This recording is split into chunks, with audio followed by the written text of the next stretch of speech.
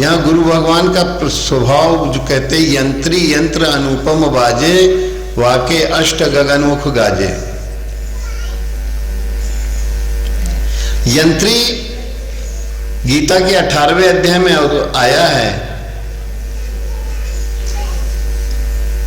कि शरीर रूपी यंत्र है, बुद्धि रूपी यंत्र है और इस बुद्धि रूपी यंत्र पर शरीर को आधार बनाकर ईश्वर सर्वभूतानां हृदयेशे अर्जुन तिष्ठति। भगवान तो इंजीनियर हैं, आत्मा रूप से भगवान सबके हृदय में बुद्धि में विराजमान है। ईश्वर तत्व जिसको कहते हैं, गुरु तत्व कहते हैं, नाम बहुत से हो सकते हैं, पर वो बगैर बिना गुरु भवनिधि तरई न कोई, बगैर गुरु भगवान का मार्गदर्शन पाए कोई संसार सागर से पार नहीं हो सकता है। चाहे कितनी भी मूर्ति पत्थर सटका ले, चाहे कितना भी कोई पाठ कर ले, चाहे जितना कोई जो है और कोई अनुष्ठान कर ले, बगैर गुरु तत्व के मार्गदर्शन में उनकी बताई हुई गुरु ज्ञान, गुरु नाम, गुरु ध्यान, ये 3 चीजें हैं प्रमुख। और फिर इसके लिए सेवा सुमिरण करते करते, सेवा करते करते, गुरु भगवान के प्रति सेवा, जो भी उनके प्रति जो भी समर्पित, तो सेवा से उसके अंदर निष्काम कर्म की भावना जागृत होती है। पहले वो अपने लिए करता था, फिर गुरु तत्व के नाम से उस निष्ठा से करता है, तो उसके अंदर सुमिरण की प्रवृत्ति जागृत होने लगती है, संसार धोखाधड़ी की टटिया लगने लगती है और वो समर्पित होने लगता है। उसकी बुद्धि में समता के प्रति समस्वरूप परमात्मा, निर्दोषम समम ब्रह्म तस्मात् ब्रह्मणि ते स्थिता। फिर अच्छे में बुरे में सब में अपना भगवत स्वरूप प्रकट प्रत्यक्ष होने लगता है। एक ऐसी स्थिति आती है।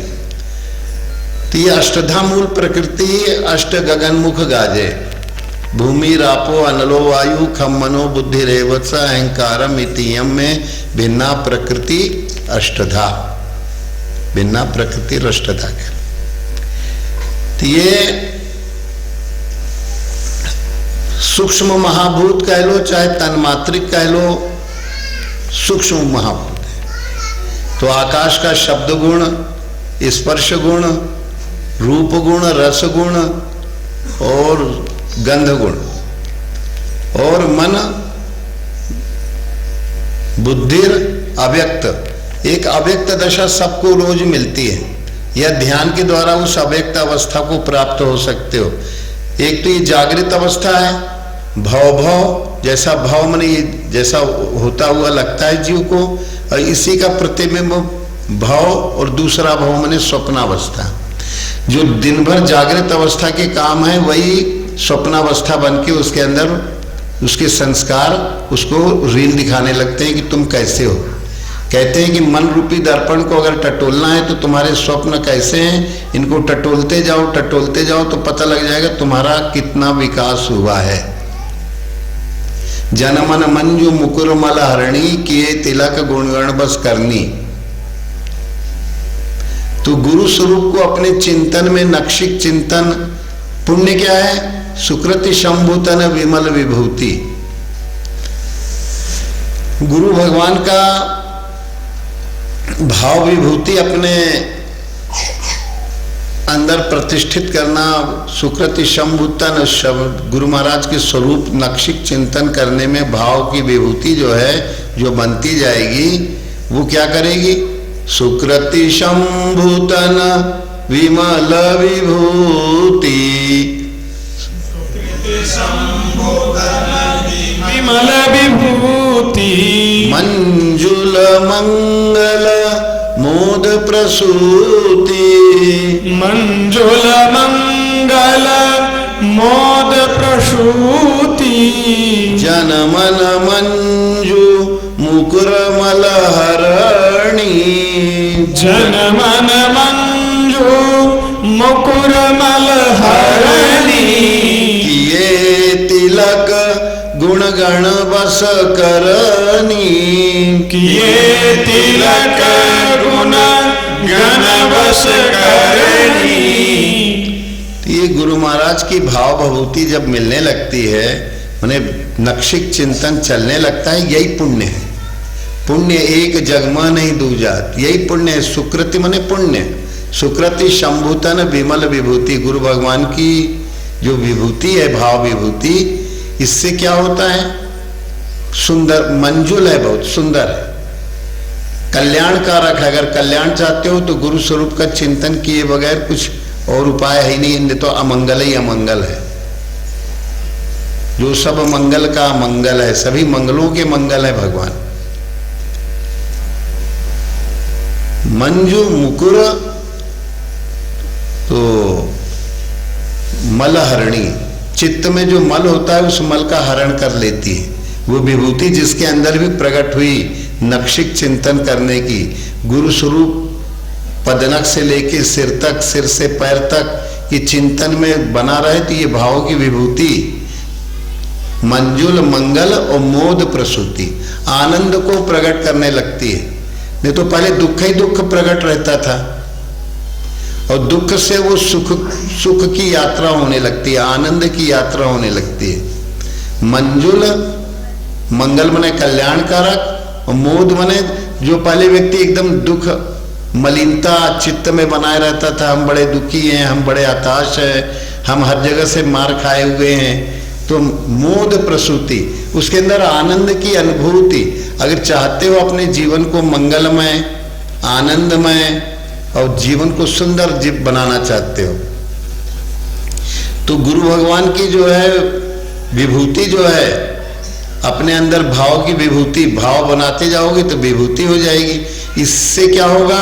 मन रूपी दर्पण स्वच्छ होने लगेगा। जनमन मंजू मुकुर मल, तो जितना मन रूपी दर्पण में, और मन रूपी दर्पण को देखना चाहते हो तो कैसी कल्पनाएं तुम्हारी उठ रही हैं, या फिर तुम्हें कैसे स्वप्न आ रहे हैं, स्वप्न में गुरु भगवान का दर्शन हो रहा है क्या, तुम्हें मार्गदर्शन मिल रहा है क्या?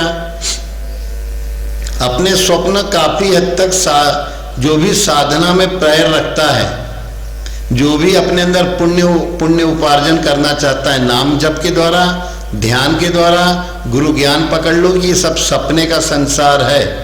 जैसे उस बच्ची का प्रत्यक्ष प्रमाण, कई लोगों ने अभी इस चीज को हमसे कहा करते हैं, उसने तो अभी मैंने ज्यादा अभी 15-20 दिन पहले कहा तो अभी याद आया कि वो छल कर, वो सब लोग जालंधर राक्षस जैसा बोझ अपने सिर पर रखे रहते हैं कि संसार सच है, अज्ञान के कारण होता है ऐसा।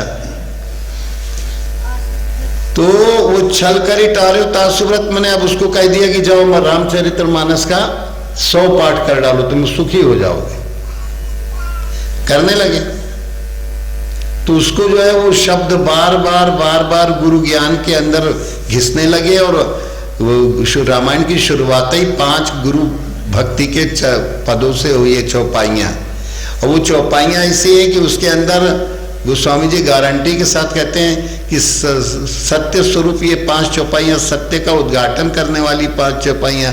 सतपंच चौपाई मनोहर गुण ही जो नर उर्धरे, इसका मनन करे और हृदय में धारण करे इन चौपाइयों के अर्थ को, तो गुण ही जो नर उर्धरे दारुण अविद्या पंच जनित विकार श्री रघुवर हरे। अविद्या से उत्पन्न जो क्लेश हैं, दुख हैं, कष्ट हैं, जिसके कारण जीव अपने को हमेशा शरीर मानता है, अविद्या के कारण उसको भगवान का अनुभव नहीं हो पाता। दारुण अविद्या पंचजनित, अविद्या स्मृता राग द्वेष अभिनिवेश क्लेश, तो जब भगवान का अनुभव नहीं होता विद्या ज्ञान के कारण, तो शरीर के ही भाव में वो अपनी अस्मिता को पहचान बनाता है, और जो शरीर के अनुकूल काम करता है उसमें तो वो मन राग कर लेता है, और शरीर के प्रतिकूल व्यवहार हुआ मन के तो उससे द्वेष कर लेता है, तो राग द्वेष अभिनिवेश। अब जो जीवन की प्रक्रिया में हमको ये शरीर मन मिला है यही सत्य है, वो मानता है कि सब मर जाएंगे हम ही बचेंगे, तो अभिनिवेश क्लेश होता है कि अभी शरीर हमारा कभी छूटना नहीं चाहिए। अरे भाई, सभी योगी पुरुषों ने अपना जीवन कृतार्थ करके और इस शरीर से, शरीर भाव से जीवित रहते ही छूट गए। यही उत्तर्जित सर्गो येषाम साम्ये स्थितम मना, यहीं रहते हुए संसार सागर को जीत लो, तो जिसके अंदर की इच्छाएं खत्म हो जाएंगी, तो वो मनोविकारों से मुक्त हो जाएगा, केवल भगवान को पाने की इच्छा जागृत हो जाए। तो सीधे तो कोई अरे क्या हमें दुनिया के काम पड़े, तुम भगवान को पाने की इच्छा कहते हो करते हो, ऐसा कह सकता है कोई? मन में तो कहेगा ही चलो बिजली चली गई है, आ गई आए काय की आवाज आई अभी? अच्छा अच्छा। तो ये मन को अगर निर्मल करना है तो स्वप्न अपने बिल्कुल स्पष्ट भक्तिमय स्वप्न आने लगेंगे। और जब ये आपको गुरु भगवान का स्वरूप आने लगे, आपको भावी घटनाओं के बारे में कुछ मार्गदर्शन मिलने लगे, तो अपने स्वप्नों के द्वारा स्वप्न क्यों आते हैं? क्योंकि भगवान दिखाते हैं कि तुम बड़े दुखी हो तो दुख के स्वप्न आएंगे। और जब गुरु ज्ञान की इस महिमा में स्थित होने लगोगे, ज्ञान गंगा में नहाने लगोगे, भक्ति गंगा में नहाने लगोगे, तो वो स्वप्न तुम्हारे सुधरने लगेंगे। स्वप्नों का सुधार करना है तो नाम और ध्यान और ज्ञान पकड़ लो। ज्ञान ये पकड़ लो कि सब झूठा है, लगता है सच। और जिस दिन हमारी नाम भगवान से प्रार्थना करें कि भगवान आप हमारे हृदय में सदा सर्वदा पधारिए, प्रार्थना करने में जा क्या रहा है? तो कहते हैं यंत्री है भगवान, आप यंत्री हैं आप, और यंत्र जो है आपके अनुकूल अगर ढल गया तो यंत्र अनुपम बजने लगा। उपमान नहीं है उसकी, दैवी संपद में साधन मार्ग में ढल गया। ये अष्टधा मूल प्रकृति जो पहले जीव जो है परा प्रकृति है, और अष्टधा मूल प्रकृति जो भूमि आप ये बताए आपको, अव्यक्त प्रकृति माने सुषुप्ति अवस्था या फिर ध्यानमयी अवस्था में अव्यक्तता हो जाती है।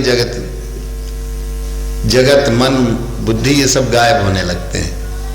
अव्यक्त माने जहां कुछ मन और शरीर का भाव व्यक्त ना हो, वो अव्यक्त है। ये सुषुप्ति में एक प्रकृति की ओर से सबको ये अवस्था मिलती है। पर अगर आप ध्यान संयम करेंगे तो आपको ये अवस्था 24 घंटे मिलने लगेगी। 24 घंटे नहीं तो 10-5 मिनट मिलेगी, और पुण्य बढ़ेगा तो और ज्यादा बढ़ेगी। और फिर आपको एक दिन ऐसी रहनी आएगी जो हमेशा आप उसी भाव में रमे रहेंगे। दुनिया में रहेंगे पर दुनिया से अलग रहेंगे।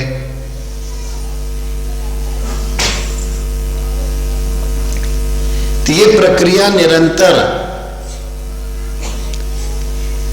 तो अब वो शब्द कैसे पाया जाए, सार शब्द? तो कहते हैं एक शब्द में राग 36 अनहद वाणी बोले। अनहद अनाहत वाणी। तो आप अपनी जीभ को, वो शब्द कौन सा है? एक शब्द। राग 36 कौन से हैं? कख ग घ च छ ज य ट ट ड न त त द न प प ब ब म, ये 25 हो गए। य र ल व और श श स ह 8 ये और 25 मिला दोगे तो कितने हो जाएंगे? 33। अब 3 बचे, ये कहां से खोजे जाए? तो हमारे जो है ड़, जीभ को पीछे तरफ करके ड़ निकलता है तालू में लगा के, और अगर नीचे लगा दोगे ढ़, और अगर बीच में लगाओगे तो ये दक्षिण भारत, महाराष्ट्र, पंजाब, हरियाणा तरफ, बलूचिस्तान, इस तरफ एक और अक्षर है, शब्द है ड़ और ढ़ के बीच में ड़। जीभ को अधर में लटकाए रख के और फिर वो उच्चारण निकलता है ड़। राजस्थान में भी इसको बहुत उच्चारण में है। तो ये ड़ जो है, ये 3 ये मिलके 36 हो गए। पर ये जीभ के बगैर इनका उच्चारण नहीं कर सकते हो। जीभ लगा के ही क ख ग घ अलग अलग जगह से छ छ ज य, ये सब जीभ के कारण होते हैं। प फ ब भ, तो ओंठ तो है ये ओष्ठव है, पर जीभ भी काम कर रही है। पर वो अब ये आहत नहीं है, वो हद नहीं है उसकी। अनाहत माने जो है, जो आहत जीभ से ना हो, और वो शब्द जो निकलते हैं शब्द से आहत होके, ये 33 और 36 शब्द हैं, 36 राग हैं। फिर वो कौन सा शब्द है जो बगैर जीभ के निकलता है? उसकी कैसे शोध की जाए?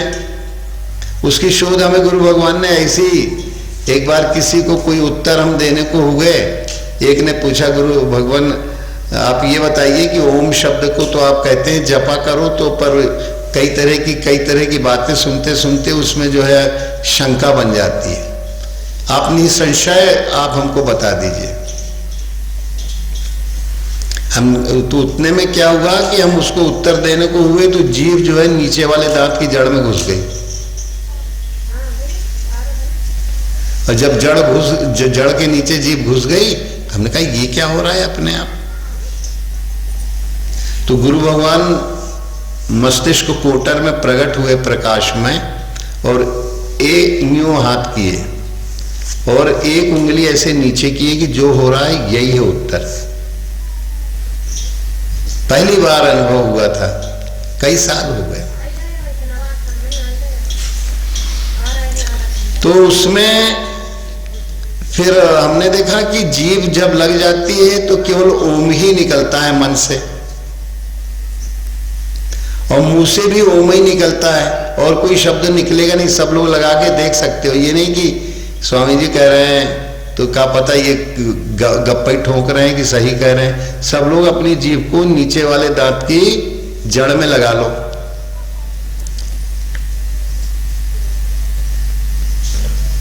तो मन भी तुम्हारा शांत हो जाएगा। कहते हैं एक शब्द में राग 36 अनहद वाणी बोले, उसी शब्द में जो है ये जीभ से रहित ये शब्द है ओम। तो एक बार सब लोग जीभ लगा के और हमारे साथ ओम कहेंगे, ठीक है? ओम।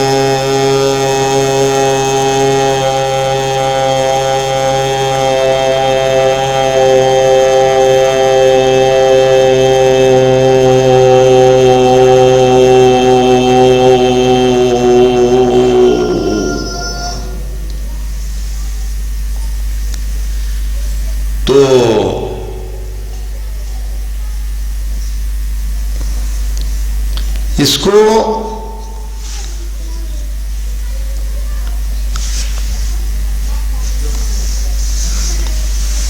तो ये ओम शब्द ही वो है जो अनाहत है, जीभ की मार से नहीं निकलता है, और जो जीभ के आहत होने से, घुमाने फिराने से निकलता है, वो कौन सा शब्द है?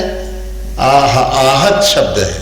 और जो आहत नहीं होता, अनाहत होता है, जीभ हिलती डुलती नहीं है, जीभ को जकड़ के रख दी कि तो गुरु भगवान बताए, नहीं तो ये निर्वाणी मुद्रा कोई संसार में जानते ही नहीं था। पहली बार गुरु भगवान उत्तर देने को हुए तो जीभ घुसेड़ दिए। हम कहिए हो क्या रहा है? तो फिर हमने कहा कि ये वाणी से मुक्त, जीभ से मुक्त मुद्रा है, तो ये निर्वाणी मुद्रा है। नामकरण तो इधर ही से किए, पर गुरु भगवान ने वो बगैर नामकरण की वो लखा दिया, और उसी को कबीरदास भी जानते रहे हमें लगता है, तभी उन्होंने कहा एक शब्द में, मैंने वो शब्द कौन सा है? ओम। इसको भागवत में भी कहा गया, गीता में भी। आज जो है शुरुआत मैया सक्त मना पार्थ योगम युंजन मदाश्रया, मेरा आश्रय लेके गुरु भगवान कहते हैं गीता के 7वें अध्याय की शुरुआत में कि मेरा आश्रय लो, मेरे प्रति आश्रय लेने वाले हो, निराश्रित मत हो, मेरे स्वरूप का आश्रय लेकर के और मेरे स्वरूप में आसक्त हो जाओ, तो तुम समग्र रूप में मेरे स्वरूप को जान के और इस प्रकृति को भी जान जाओगे। पर इसके लिए जो है गुरु भगवान ने कहा मुख की नाल श्रवण का तुम्बा। मुख की नाल, ये मुंह जो है ये अंदर से पोला पोला चला गया है, और श्रवण का यहाँ तुम्बा है। ये जो कान है ये तुम्बा है, और माया मुंह लगाया। जब जीभ नीचे वाले दांत की जड़ में लग गई, तभी एक शब्द में राग 36 और अनहद वाणी निरंतर चलने लगेगी। जीभ को गाड़े रखो तो मन तुम्हारा भागेगा नहीं, और श्वास में देखोगे तो ओम ही ओम की ध्वनि उठेगी। तो ये मुख की नाल और श्रवण का दाहिना कान तुम्हारा ओम ही ओम सुनेगा। दाहिना कान ही ओम सुन सकता है। इसीलिए मोबाइल सुनने वालों को एक चेतावनी है कि अगर दाहिने कान से मोबाइल सुनोगे तो सिर में दर्द होने लगेगा, कान गर्म होने लगेगा। कोई भी खाली मोबाइल लगा के देख सकता है। अगर 5 मिनट मोबाइल लगा देते हो दाहिने कान में तो कान गर्म होकर सिर में दर्द होता है। और बाएं कान में अगर डेरा कान जिसको कहते हो लेफ्ट, तो बाएं कान में घंटों लगाए रखो, सिर दर्द नहीं होगा, कान गर्म नहीं होगा। तो दाहिने कान का पर्दा जो है, अगर जीभ लगा लेते हो तो दाहिने कान के पर्दे पे आ जाओ, तो उधर से ओम की ध्वनि उठ के तुम्हारे जो कौवा लटक रहा है वहां तक आएगी। जीभ गड़ी है, या अगर नहीं तुमसे सूक्ष्मता आ पा रही है तो दाहिने कान के पर्दे के पास मन ही मन लंबा ओम सब लोग कहो, मन ही मन। तो तुम लोग देखोगे कि क्या होगा। ओम कहा हुआ तुम्हारे जो कौवा लटक रहा है जीभ के ऊपर, वहां आकर के जो है वो मीठा मीठा पानी टपक स्राव होने लगता है। तो सब लोग थोड़ा ये क्रियात्मक पक्ष लीजिए। सब लोग अपने जीभ को नीचे लगा लो, दांत की जड़ के नीचे, और दाहिने कान का पर्दा, दाहिना कान माने सीधा कान, सीधे कान में जो सीधी बाजू है, नहीं तो लोग जो है सीधे कान में दाहिना कहो तो डेरा समझ लेते हैं। दाहिना माने सीधा कान, दाहिना दाहिनी तरफ के हाथ वाला। तो उस कान के पर्दे में ओम की ध्वनि लंबी कहो।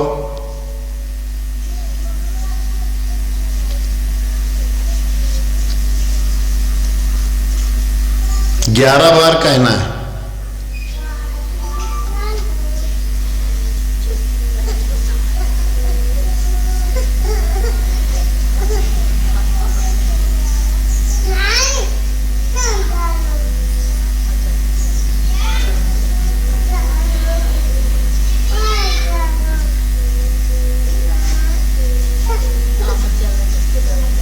तो जितने लोग कर रहे होंगे जीभ लगा के और दाहिने कान के पर्दे में ओम कह रहे होंगे, तो जो कौवा होता है कागा, वहां मीठा मीठा पानी झरेगा।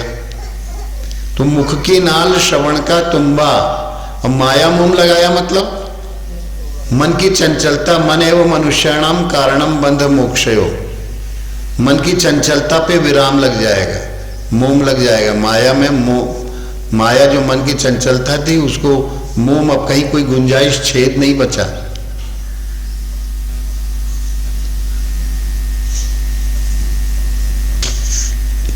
और जीभ को तान दिया, मतलब जीभ को गाड़ देने पे जीभ क्या होता है, ये तन जाती है। जिह्वा तार और नासिका चरई, नाक जो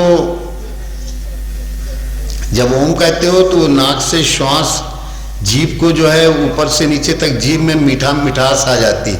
ये जीभ नहीं, उपजिह्वा जो कौवा लटक रहा है उसके लिए जीभ कहा है। मुख की नाल श्रवण का तुम्बा, माया मोम लगाया। और जिह्वा तार, जीभ जो है वो जो लटक रही है तुम्हारे जीभ के पीछे एक रचना, वो जिह्वा तार नासिका चरई। तो जब ओम कहते हो तो श्वास दाहिने कान से ओम कहने पर वो श्वास वो कौवे से होते हुए वो अमृत टपकाती है, जो मुंह तक कंठ तक मीठा मीठा हो जाता है, कड़वाहट जाती है और मिठास आती है।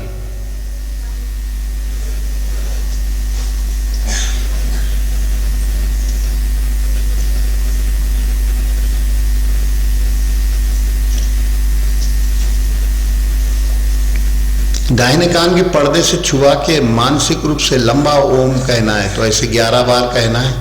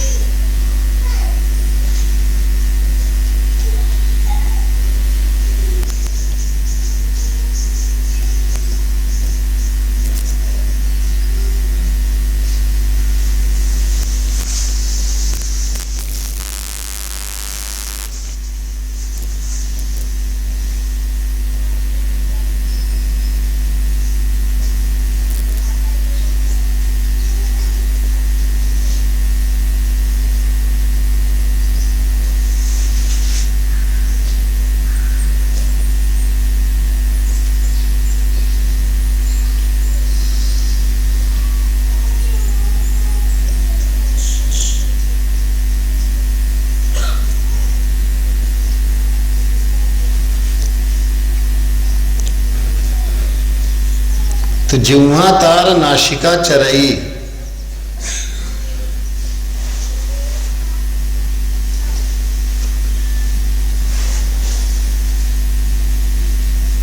तो जीव तार जैसे, जीव को जो है तार जैसे तान लिया, जीव को गाड़ दिया नीचे तो तार जैसी तन गई। तो उपजिह्वा में जो है वो श्वास इस जीव में भी होता है, उस जीव में भी होता है, दोनों में होता है। तो जब आप ओम कहते हैं दाहिने कान में, क्योंकि मुख की नाल, मुख अंदर पोला पोला है, ऊपर तक गया है, और जब ओम कहते हो तो वो जो है कान के पर्दे में कहा हुआ ओम, तो ऐसे आप ओम कहते रहिए, अनाहत शब्द का अनुपान करते रहिए।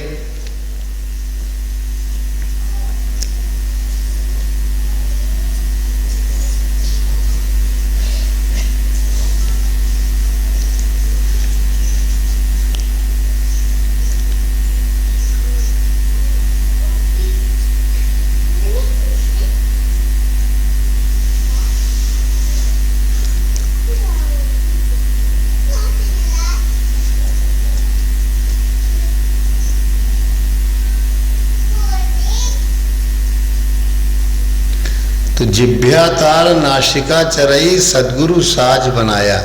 ये रचना कैसे बनी? गुरु भगवान की मार्गदर्शन से ये वाली संयोजना बन गई।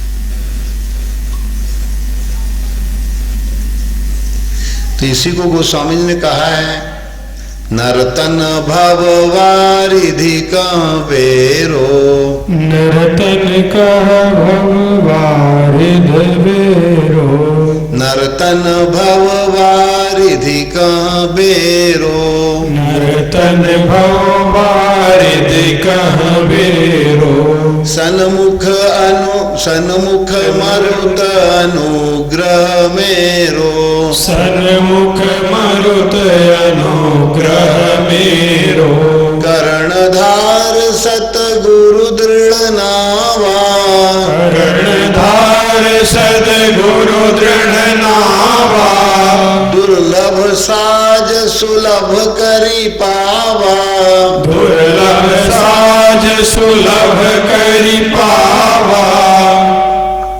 तो सदगुरु, ये साज इसमें शब्द आया, वही दुर्लभ साज आ रहा है 24 समझ में। हाँ, ये दुर्लभ साज है, जिनको पता नहीं है अंदर अमृत चपक रहा है, ओम कहने से अंदर आ रहा है, पर उस प्रक्रिया को जानते नहीं। तो वो महापुरुष कहते हैं कि जिभ्या तार नासिका चरई, और सदगुरु साज बनाया। कान के रास्ते से ओम कहने पर वो अनाहत शब्द,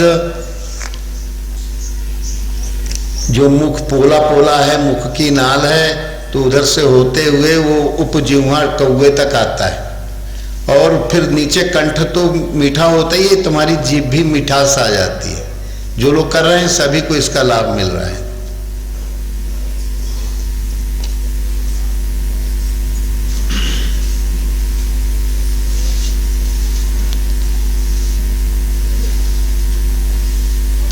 और जब इतना कोई करता है तो उसको प्रकाश प्रकट होने लगता है। उस प्रकाश में जो है कहते हैं कि कहें कबीर जन भये विवेकी, गुरु कृपा से जिनके अंदर विवेक आ गया, तो ऐसे विवेकी जन जिन्होंने इस साज समाज को समझ के उसमें लग गए अनुभव करने में, उसमें गोस्वामी जी ने कहा कि मनुष्य शरीर मिल गया, मनुष्यत्व और मोक्ष की इच्छा रूपी हवा चलने लगी कि हमें तो मुक्त होना है, भगवान की भक्ति प्राप्त करना है। अब भगवान की भक्ति कैसे प्राप्त करेंगे? जब इस बुद्धि रूपी नौका जो है, आत्मनिश्चय करने वाली जो बुद्धि रूपी नौका है, उसके जो खेवनहार सदगुरु मिल जाए। अगर सदगुरु मिल गए, खेवनहार हृदय में बैठ गए, तो ये दुर्लभ साज उसको देने लगते हैं। जो अभी आपको ये दुर्लभ साज बताया कि अरे चले जाओ भाई, क्यों दिक्कत कर रहे हो बच्चे को? हाँ जाओ। बच्चा कह रहा है चलो, तुम कह रहे हो ना जाओ। बच्चे का कहना मानो बाल हट है।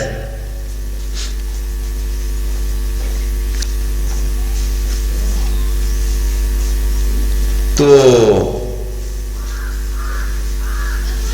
दुर्लभ साज है ये, दुर्लभ साज। तो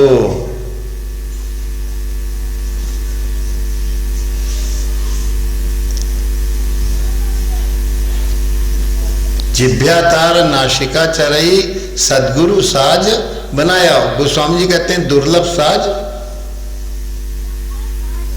उसी को दुर्लभ साज के रूप में प्रस्तुत करते हैं। तो जब गुरु भगवान तो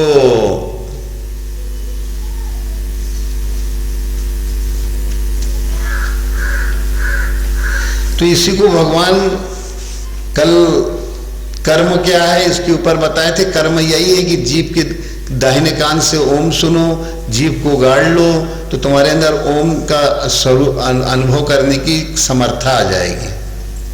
और फिर ओम के अर्थ रूप अपने गुरु स्वरूप को, आराध्य स्वरूप को अंदर निरंतर चिंतन में लाओ। नहीं तो यंत्री बाहर रहेगा।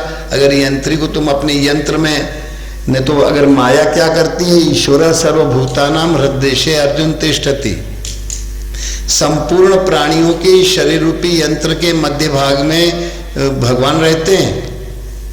पर उसको न जानने के कारण इस यंत्र भाव में भ्राम्यन सर्वभूतानी, जन्म मरण के चक्र में अनेक जन्मों तक ये जीव इसी तरह भटकता रहता है। भ्राम्यन सर्वभूतानी यंत्र, शरीर रूपी यंत्र पर उसको चढ़ा के कभी इस सतुगुण में, कभी रजोगुण में, कभी तमोगुण में, फिर जन्म होगा, फिर मृत्यु हुई, फिर मृत्यु हुई, फिर जन्म होगा। ये निरंतर क्रम चलता रहता है। इस क्रम से मुक्त वही हो पाता है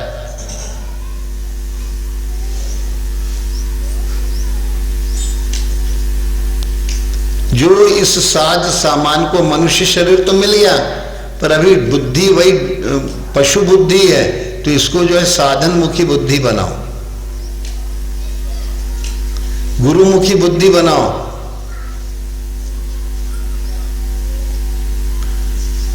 तो मामला पलट जाता है। जो अभी तक यंत्र में उलझा था वो यंत्री में लग गया, गुरु भगवान में लग गया। कहें कबीर जन भय विवेकी जिन यंत्री मन। अब बीच में एक लाइन और है ना, गगन मंडल में भाव। हाँ, गगन मंडल में भाव उजियारा, जिसको हम कह रहे थे, थोड़ा फिर हम वो हो गए।